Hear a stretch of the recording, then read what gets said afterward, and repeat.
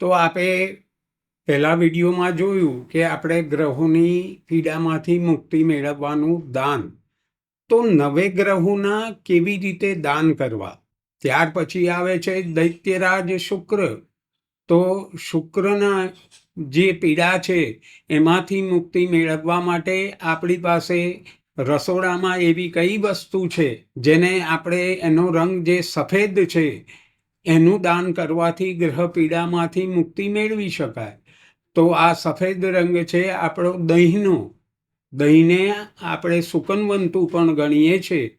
આ દહીંનું દાન સંધ્યાકાળ પહેલા જો તમે એનું દાન કરશો તો શુક્રની પીડામાંથી મુક્તિ મેળવી શકાય છે.